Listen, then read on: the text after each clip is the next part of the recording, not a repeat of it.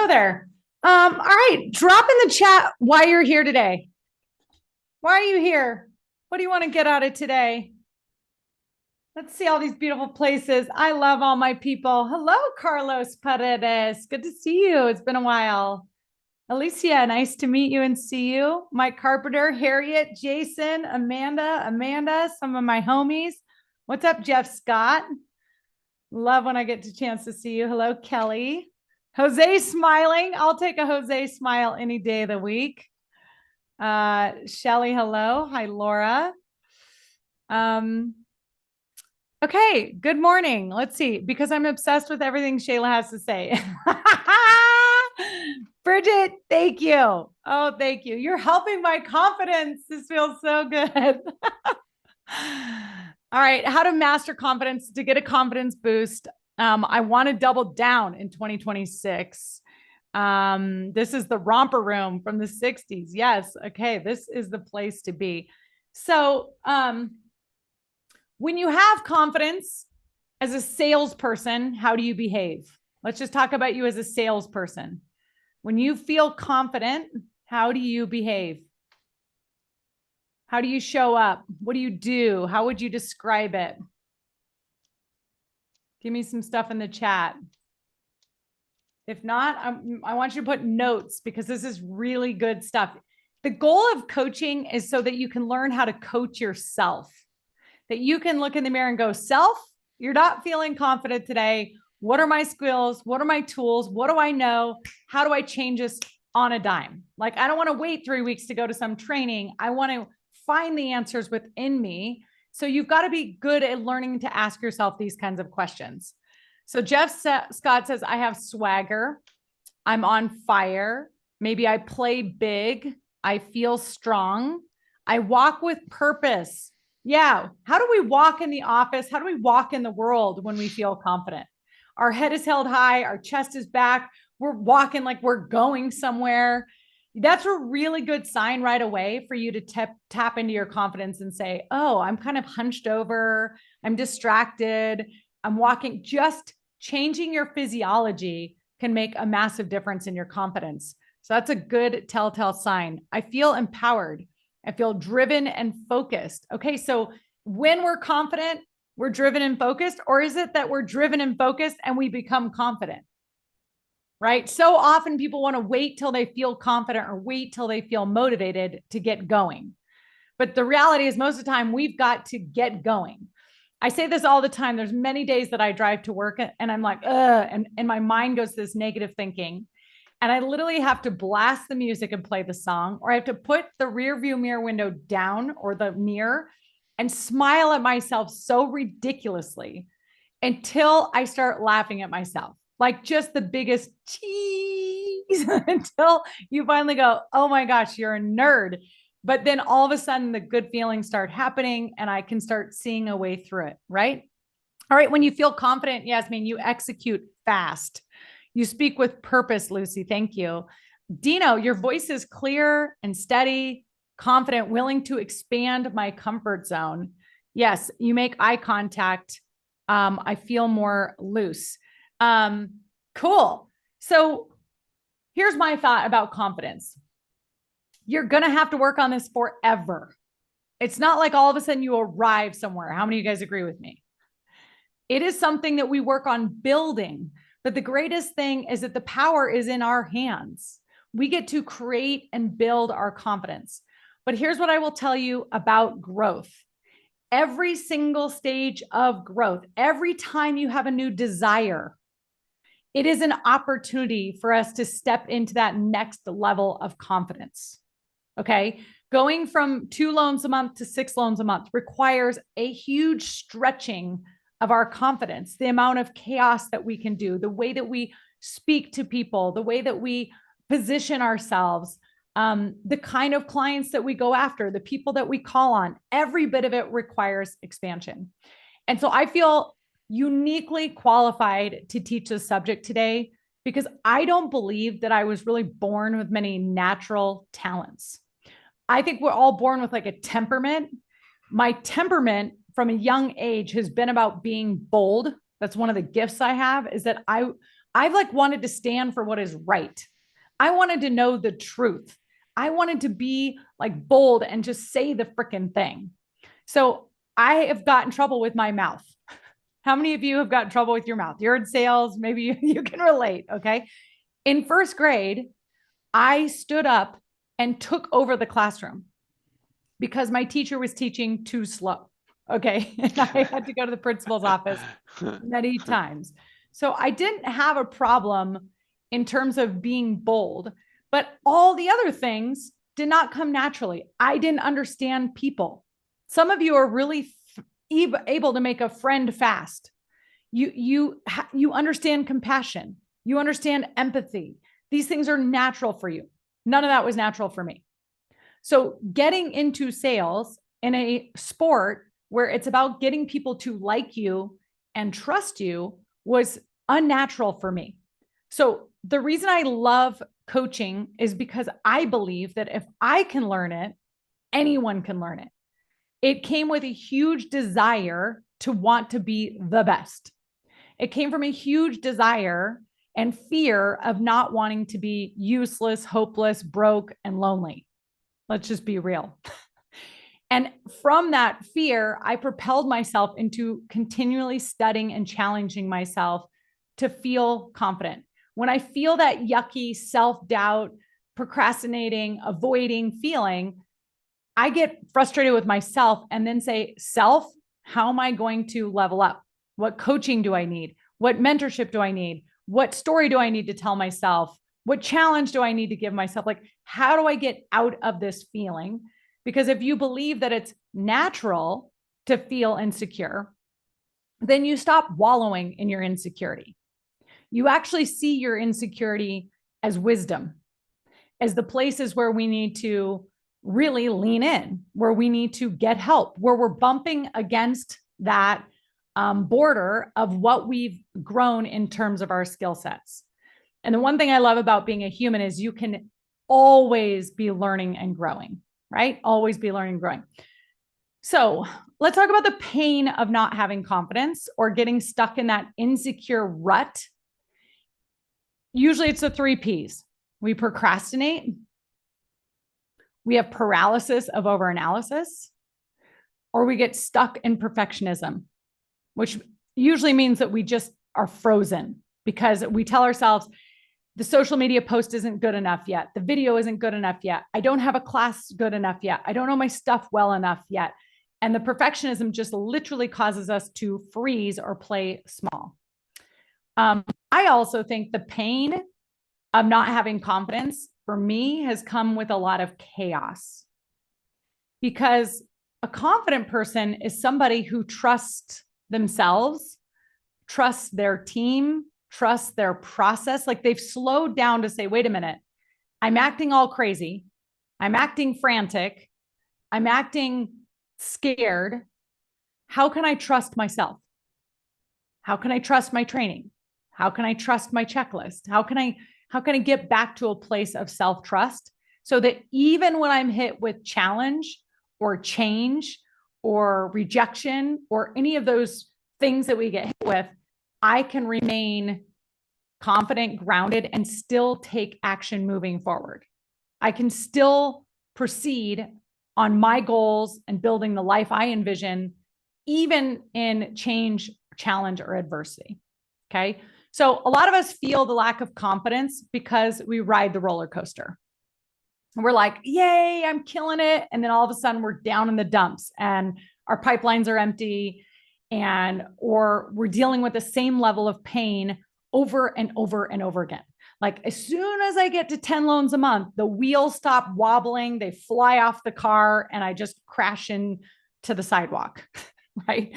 Or I just completely pull back on the gas. I don't keep going for it. In fact, many people that I coach, many of you and me, think about, where have you been putting your foot on the gas saying, I want this, I'm going for it, I'm all in. But then you've also had your foot firmly on the brake. And you're like literally stopping yourself as you're trying to go. It's like the angel and the devil on our shoulders going back and forth, right? So let's talk about the things we worry about. It's the things that we don't want So we like just edit ourselves constantly. So in the chat, tell me about what's the type of loan officer you don't want to be? Like it would mortify you if somebody says, "Oh, Bill, let me tell you about Bill." Who do you not want to be? Pushy, desperate. Oh, inconsistent or unreliable. Yeah. Too slick and salesy. Somebody who never calls back, somebody who's non-responsive, somebody who's untrustworthy, somebody who doesn't know their guidelines, somebody who's unreliable, somebody who makes mistakes. Okay, Alicia, stop that right now. Everybody, you all need to hear me. You need to make a shitload of mistakes. Okay. You want big goals, you better be ready to have big problems. Seriously. You guys, I have to, like, some of this stuff, we have to go, wait a minute. Are you a robot? Are you a computer program? Or are you a human? Everyone clear with me on that?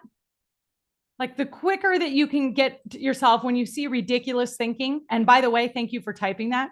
Every fucking one of us has this. I don't want to make any mistakes. What if I do something wrong?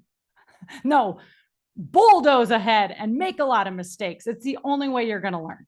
Okay. Seriously. That cannot be something that aligns with, I want big goals. This is the gas and the brake right there. I want to double my business, but I don't want to make any mistakes. I want to try a new non-Q product. I don't want to make any mistakes. Do you guys see how that completely screws with us? Is everybody clear on that? If you're hanging around people that will like burn you, scald you, destroy you for making a mistake, you're hanging around with the wrong people. Come hang out with me because I will celebrate the shit out of your mistakes, like all of them. Like, yes, let's go. Because I care more about movement, momentum, going for it than I care about perfection and mistakes. Is everybody clear? Like, don't hang around people who are going to literally lambast you for a mistake. Okay. Eric does not want to be disorganized. Alice does not want it to feel does not want to be that shit, or that's dumb, or that has unreliable, or that's dismissive, that's sleazy or pushy, that's a car salesman, that's arrogant. Okay, do you think most loan officers, you guys, are like this? What do you think?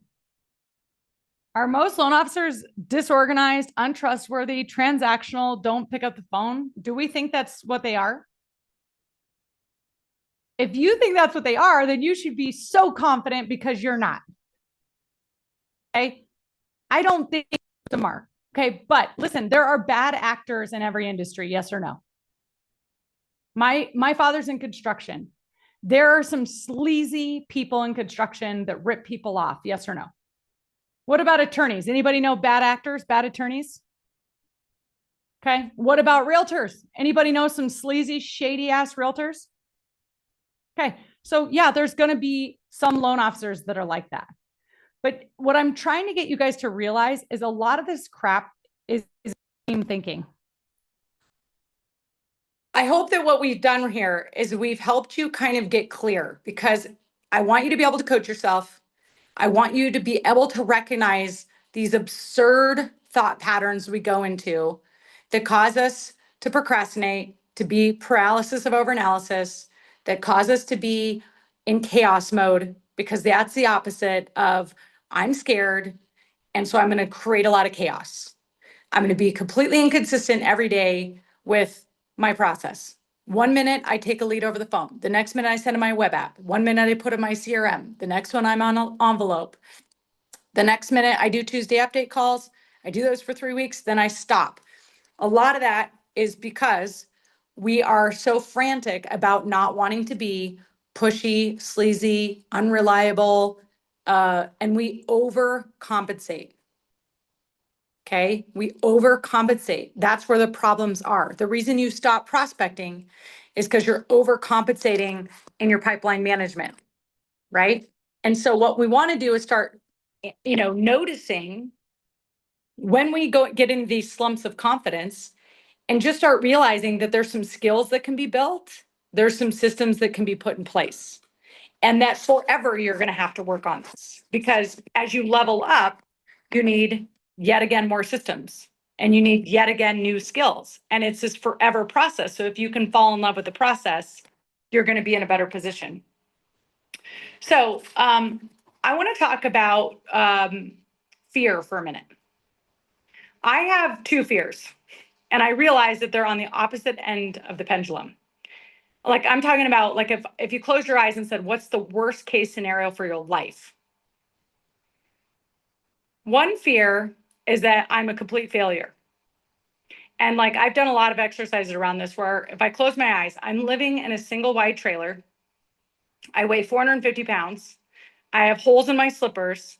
I'm wearing pajamas that are ratty tatty. I have a flip phone that's smashed and cracked. Nobody's calling me. I'm alone, and I have to go to the food pantry to have someone else serve me soup, and no one makes eye contact with me, and I stink. Okay. I have to go to that place sometimes to go, what's the worst thing that could happen? I'm on the side of the road in Reno, Nevada, poor, naked in a cardboard box. That's the worst. And then what? I don't know. You wrap the box around yourself and you go get yourself a t-shirt, and then you find some pants, and then you go apply for jobs, and you start building from there, right? So a lot of this fear is like, what's really the worst thing that can happen? On the flip side, the worst thing is for my life to be a blur. That I literally ran so hard, so fast, in such chaos that I look back and I don't remember it at all. Okay. I've worked so hard not to be the girl in the trailer that I've been more of the girl with the blur. How many of you guys can relate to any of the things I'm saying? Do any of you have any of the same fears that I have, one or the other? So the truth is that what is my behavior doing that's going to align with either of those? Being lonely and broke. This could be the procrastination, the not being bold, the not speaking my voice, the not going after it, or being a blur because I'm living in such chaos because I'm scared. I don't trust myself. I don't trust my team. I'm confused where my value is coming from. Okay, where my business is coming from and how it all works.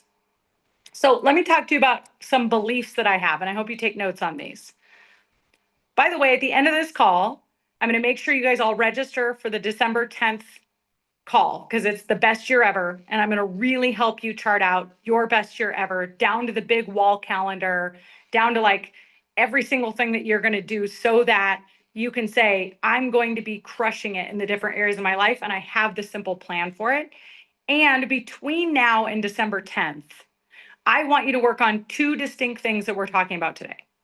So as you're taking your notes, there's going to be things that strike you and you're like, that's it for me. And I want you to underline them. I want you to circle them, because before you get off this call, I want you to think about two things that you're going to practice and practice and practice and practice. You're going to put a sticky note, and you're going to put on your mirror in your bathroom. You're going to put it on your, by your speed limit on your dash.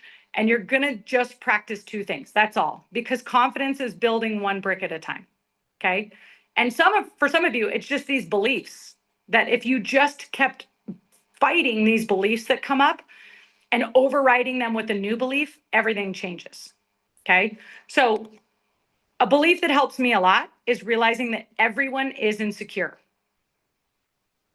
So that doesn't make me feel as intimidated by anyone, because everybody is insecure. Everybody's worried about something. Everybody has a lack of confidence in something. The opposite of that would be this magical thinking, this catastrophized thinking of everybody else has got their shit figured out.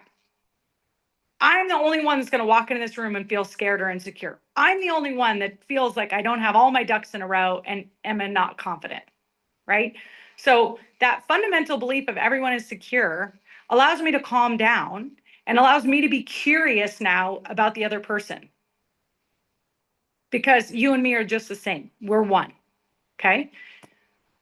Number two, my role is to solve problems. A great salesperson solves problems. And I don't know if the problem that you have right now is going to be one that I have the capacity or desire to solve. But if I don't ask, I will never know. Okay? Never make assumptions. It's really easy for us to be these story-making machines and just assume, oh yeah, I've met with 10 other realtors, so I know how you think and behave, and this must be what's on your mind. No way. That makes me psycho. How many of you guys the same thing? Because you overthink, overguess the whole deal, right? So I'm going to stop myself when I'm building a story in my head. I'm just going to stay open and curious and just ask the questions rather than assume and launch into some overcompensation because I'm assuming. A belief is he or she that brings the most value to the marketplace is the winner. Not who's been doing this the longest, who's the prettiest, who's the most intelligent, who works the hardest. It's outcome, which means if I can get good at solving problems and I solve more problems than everyone else, I will win at a higher level if I'm comparing myself to other people. But all I've got to do is come back to just saying, what is my purpose? It's to solve problems. Another one, people work with you because they like you. Yeah, you can have a fancy pitch, spiel, products, all the things, but ultimately we decide within 6 seconds whether we like someone or not, yes or no. So why am I going to get mental about all kinds of things when really it's a connection? Do we like each other? Right off the bat, that lowers pressure for me. And I will tell you, there's a study done on popularity. They studied the most popular kids across 400 high schools in the United States. And the one common thing that they found about the most popular kids, the ones that are the most liked, is that they liked the most kids. So what does that mean? The most popular person who is liked by the most people has the longest list of people they like. So what am I doing? I'm not going out there saying, please pick me, pick me, pick me. Okay. In fact, my daughters call it a pick me. Have you guys ever heard of this? Anybody have teenagers? They're like, Mom, stop being a pick me. I'm like, oh, that's new. That's new agey. Stop being a pick me. Instead, let me choose you. Let me be interested in you. Let me see how I can like you. At the age of 19, when I got in sales, one of the earliest things I learned was that if people like people who like them, you become the most interesting if you're the most interested. So all I've got to do is go out there and be interested in you and see if I can like you. I'm literally scanning your being to try to find a reason to like you, to give you a genuine compliment. Now, the other day I had this conversation with Galen, and I was like, I need to be doing that with my kids and Galen on the first meeting every day that I see them, right? And I am sad to say my brain doesn't always go there with the ones I love most. I immediately look for what's wrong, where are you screwing up, where are you annoying? Does anybody else relate to this? But a stranger, man, I'm looking for a reason to like them. I'm looking for their diamond inside, right? So another couple beliefs, and then we'll open the line to talk about some different skills and scenarios. Perception is reality. So this helps me not take things personally, because it's not about what's true or what's right. It's about what is perceived. So if people perceive that I'm all about me, then I've got a perception problem. If people perceive that I'm too busy to take on more business, that's a perception problem. If people perceive that they're not good enough to come be a loan officer and work on my team, then I've got a perception problem. None of these things are true, but it's just perception. So I can work on perception. Why, from your shoes and standing in your shoes, would you have that perception? And by the way, I can't control what's going on in your head anyways, right? I can try to understand where the perception is coming from, and I can try to evolve my messaging and all those things, but perception is reality for people. Okay. So I don't try to fight people. I don't try to be right. I learned a long time ago, you can be right or you can be rich. How many want to be rich? So having to like prove yourself and be right and overcome and document, it's like, you don't win any friends doing that way. At the end of the day, you might have proved that you're right, but you hurt everybody's feelings in the process. So I just let them be right. You're smart, I'm stupid. You're pretty, I'm ugly. You're rich, I'm poor. Like you're the one that matters to me. What do you need? What do you want? And that always helps me be more comfortable because I'm getting back focused out of myself. All right, if you get rejected, it generally means that they're rejecting the offer. So to go back to the offer. Did the offer make sense to them? Did you even make an offer? Did you give a proposal? Did you offer a solution?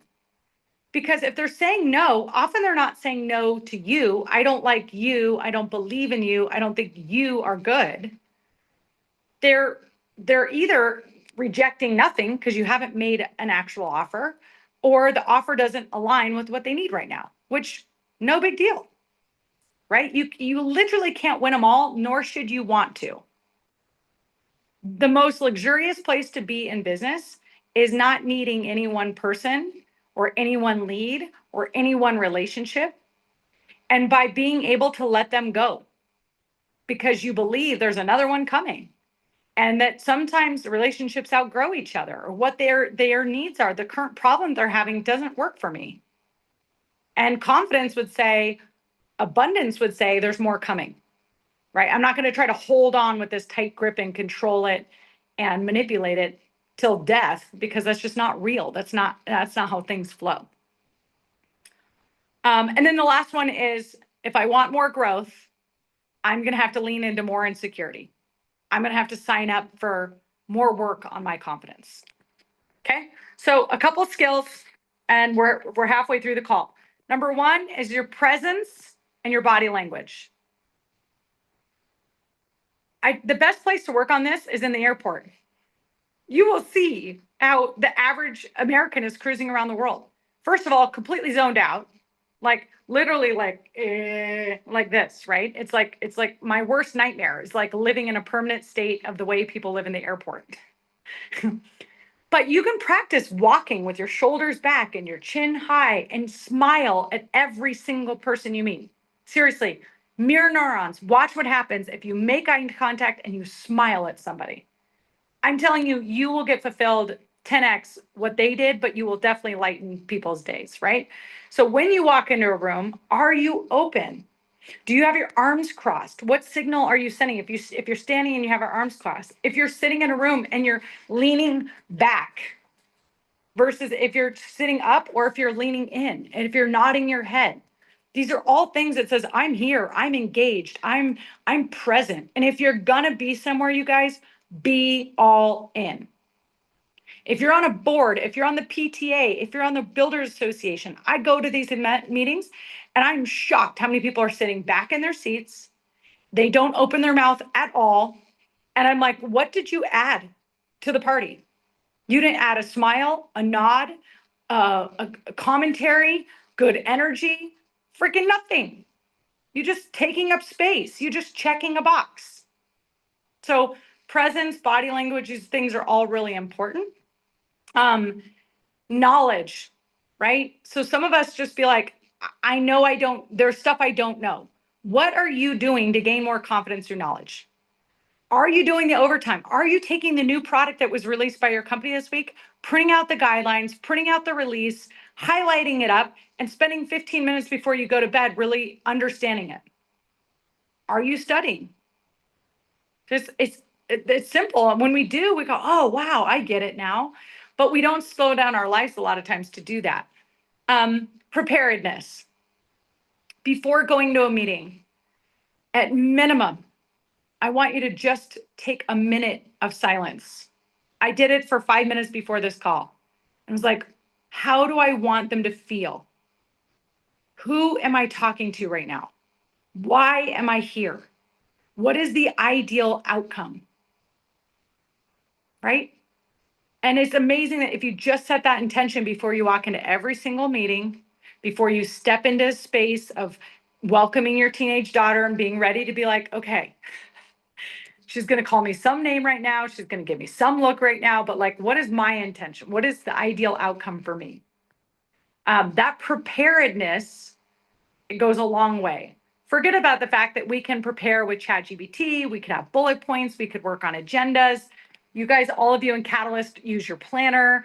And you should, on the notes page of your planner, every single meeting you go into, have 2 or 3 bullet points going into the meeting. So you're primed, you're ready, you have bullet points. You're like, people can tell I'm excited to be in this meeting.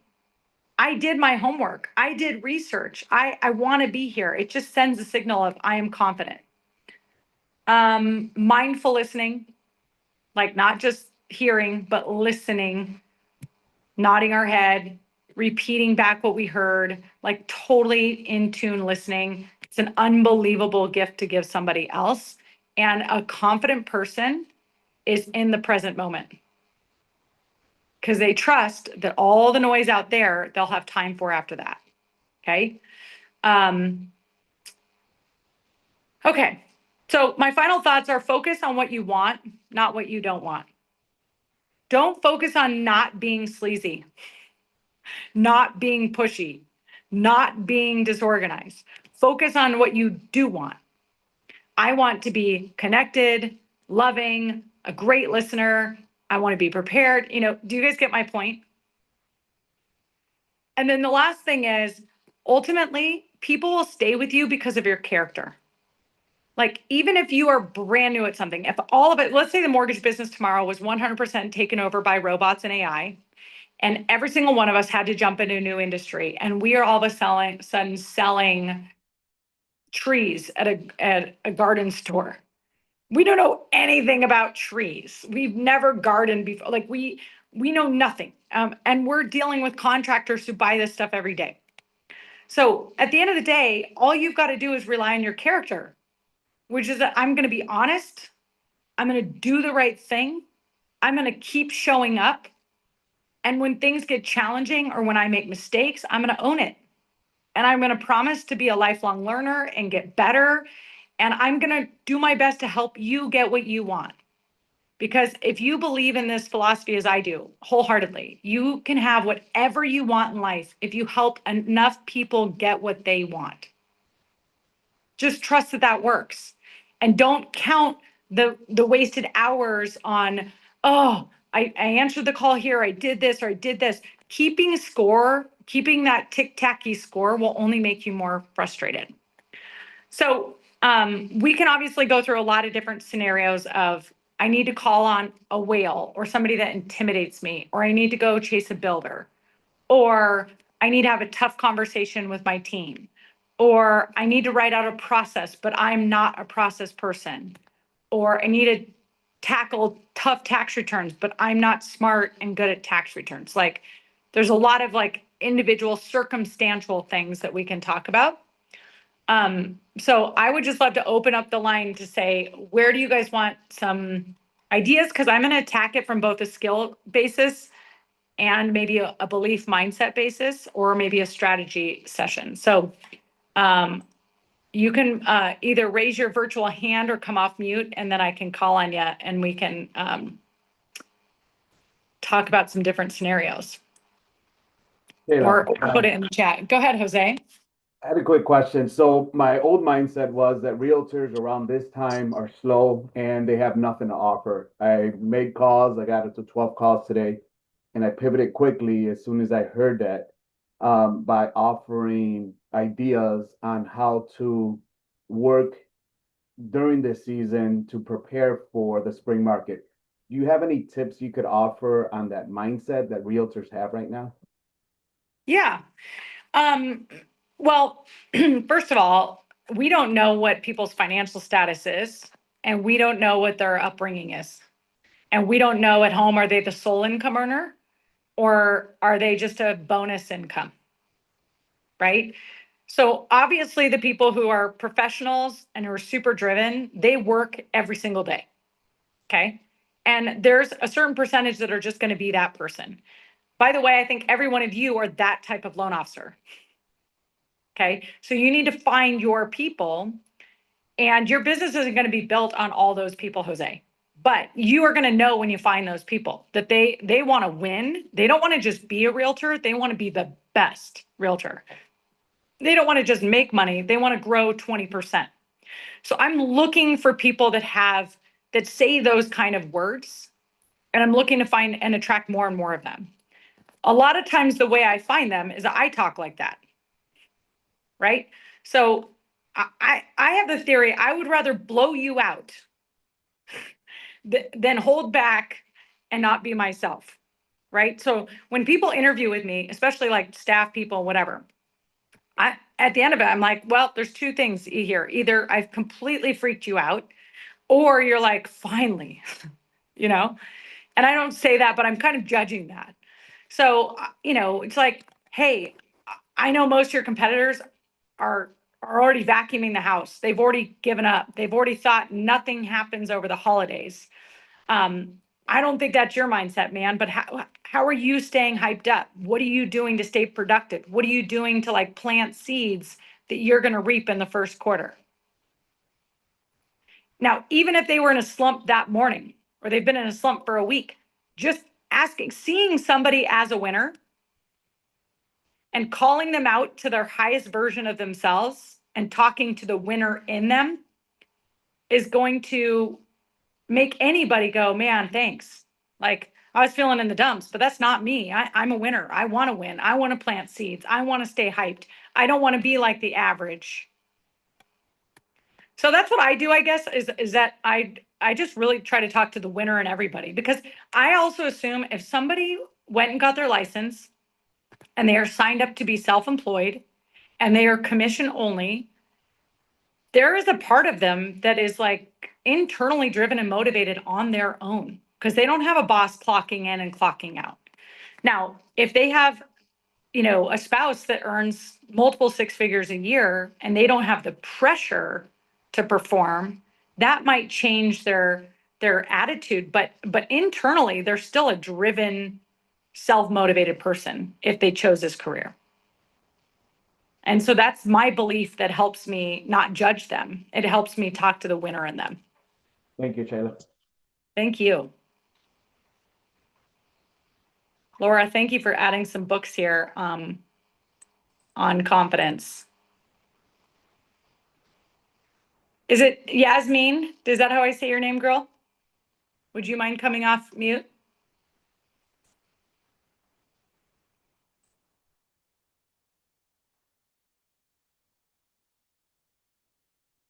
I know it's scary. Everybody judges themselves. Like, is my question good enough? Am I going to look stupid? By the way, I'm surprised nobody put that here. That's, I don't want to be an imposter. I don't want to look stupid. I don't want to be not perfect. I see you, Amanda. I'm scared of rejection. I'm not as good as everybody else. I'm judging myself, comparing to some competitor. Amanda, go ahead, babe. So my question was around being all in, and I got the commitment part to like this industry, but I think where I struggle is like the all in on my processes. Like I expect, which is probably the problem. I expect like immediate like change, and I'm not getting it, and I'm like the squirrel that's like, oh, just do this. Like stop worrying about that. Do that. Like how do you stop that? Like how do you just like, oh, it's fine. Keep going. Keep trying. Yeah. I hear this from a lot of high D personalities that we are like, I finally put together a system. Now I want immediate compliance and I want excellence and execution by everyone. Right? The question is, have we actually trained somebody exactly the way we want it done? And when I say trained, it's like we have thought about why it should be this way and we've articulated it so that everybody gets the why. Then we've written out exactly the steps, the script, whatever. Then we've had them do it, or we've done it and had them watch. Then they've done it and we've watched. And then they've done it on their own. Does that make sense? Like I do it, we do it together, you do it on your own, and then you let people go. So oftentimes it's that same chaotic, frenetic, jerky leadership that we do where we're like, okay, I'm done with this. Now we have a system. And they're like, wait a minute, but 2 days ago, you said, F the system, do this first, do that first. So I think what helped me is like getting so frustrated that it was like, I knew that in 2 years from now, I would be in the same level of chaos and probably tapped out my growth or completely burned out on myself. And that was no longer acceptable. So I was even willing to slow down before I sped ahead because I wanted this next level of growth to be the right way, right? So that it's duplicatable. If you're the only talent on your team and you have not duplicated yourself, what does that say about us? It says that we don't trust other people and that we think only rocket scientists. It's like our egos are so big. No one else could do this because I am just that special. Now, again, these are like wacky thoughts that we don't even think logically, but the way we're behaving is that way, right? And the way we're behaving is if I slow down, I'm going to die, right? Like if I possibly took 2 months of spending more time internally versus externally and like really putting the checklist and really learning new things, then my whole business is going to blow up. Then like everyone will leave me. So it's just really looking at those thoughts that are kind of wacky. But I will tell you that the alignment with our team usually always comes from the why. And everybody has to chip in on the why. And so on that catalyst call last week, when Sherry was talking about the customer experience, usually when you have a support person, they are customer service focused. They're not sales focused. So if you can talk about how can we serve our clients better? And how do we all have less stress so that everybody knows what they're supposed to do on the job? It's really important. The last thing I'll say, Laura is brilliant. We have one of our girls has been here 1 year. Tina, I think you're on here. And Laura created a survey. It was like 12 or 14 questions about what's it like working on the team. And thank you to Tina. She wrote long responses to every single thing about, her strengths, her weaknesses, what she loves, where we can improve. So some of you got to actually survey your employees too and listen. And when they feel heard and the meeting is coming from, okay, we've got the clients we got to take care of, and we've got our team we got to take care of, and being thoughtful around all of those things. Here's the process. Let's all weigh in on it. Let's all do it together. And now we know why we're doing it. We all communicated together. Now we can slowly execute. And then the final thing with confidence, everybody, is you've got to see the gain. You've got to be seeing your progress. Otherwise, you're going to want to be jerky and chaotic and blow it all up. And one of the best things that I have is a strength of positivity. It's one of my top 5 strengths is that I will always find the positive, the silver lining to the point it drives people nuts because they're like, can you just look at what's screwed up? I'm like, I know, but look at our progress. Look where we've come. If we could do that, we could do that. And that from a leadership quality is really important, even if you have to work on getting that if it's not natural for you.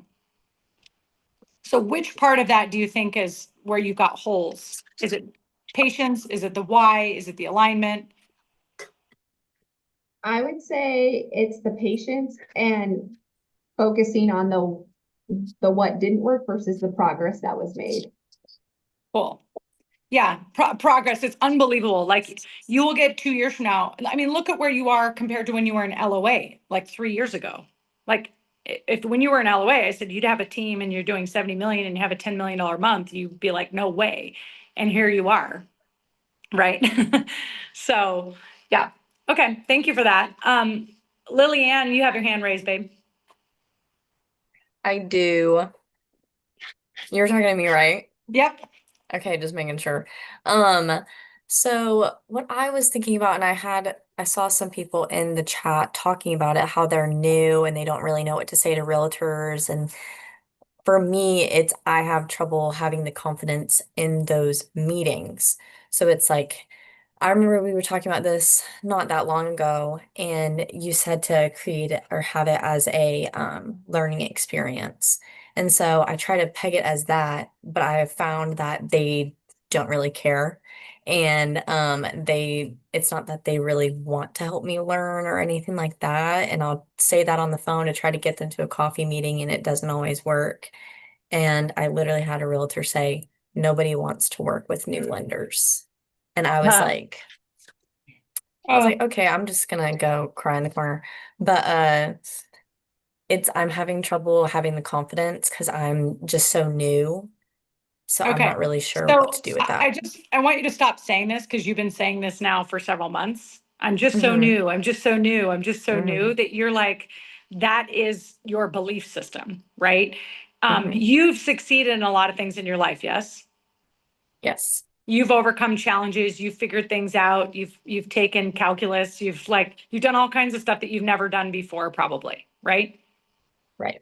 Okay, it's the same difference, right? So this goes back to the character qualities. So when I first went to realtor meetings, the story I would tell them is like, listen, I grew up in Reno, I went to McQueen, my parents are both entrepreneurs. So what that means is I learned how to work hard. Like I will work harder than anybody to get the result that I want. I'm super competitive. I have brothers and I will do anything to compete and win. And then I even said, like, I got straight A's in school, not because I'm really smart. I'm probably okay, but because I just wanted to be top of the class and it matters to me to win. So they're liking me for my character qualities, not because I've closed a single loan yet. Right. And then you just say, like, look, I'm willing to work hard. I'm willing to do whatever it takes. I'm available. I know a lot of other loan officers have blah, blah, blah, blah, blah, blah, blah. I've talked to realtors, and these are the frustrations that I hear about other loan officers. They don't answer their phone. You can't get a hold of them on the weekends. It takes too long to get a decision. They don't do a thorough review. So all of a sudden, there's problems in the transaction. Are any of these familiar to you? And they're like, yeah. And then you're like, well, great news. I'm at the beginning of my career. So the only thing I have is my, competitiveness and my availability and my eagerness to help you win.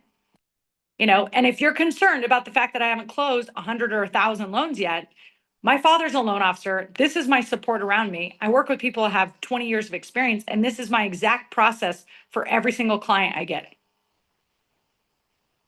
So part of the building confidence is saying, okay, my most insecure self thinks the other person is going to say, because perception is reality. You're new, so you won't know anything. Okay. So I'm going to overcome that by saying, here's the problems that you probably have. And here's my solution for how I'm going to deal with those problems. And your solution is going to change. Your process will change as you get better. When I told you to create it as a learning experience, what I meant by that, Lillian, was just a discovery call, meaning, hey, you're a realtor. You've been doing this a long time. What are your current frustrations with loan officers? Like, where do they suck? Where do they drive you nuts? Where do you think, like, oh, I could just choke these people? Then you're taking all those notes. And if you had that meeting 4 times, you're going to hear enough of the same things that you go to the 5th realtor and you're like, hey, here's what I keep hearing from other awesome real estate agents. Loan officers do bop, bop, bop, bop. Is that what you hear? And you're like, I'm shocked because like that is not how I roll. These are my values. This is how I show up. Okay. So you could even just take what was in this call. Apparently, we all think very low of loan officers, that they're glitchy, choppy. Oh no, that was my Zoom. They're inauthentic, they're arrogant, they're sleazy, they're lazy. I will tell you, I don't think realtors would say that about loan officers. I don't think realtors would say, I think all they would say is they make my life worse. When they suck, my life is worse. The stuff doesn't close on time. I get embarrassed. My clients get pissed. I lose money, right? Like, think about what actually hurts them. Time, money, stress. Loan officers suck. They cause me more stress. Loan officers suck. They cost me money. So then you just talk about how you don't suck, right? Deanna, I saw you come off mute.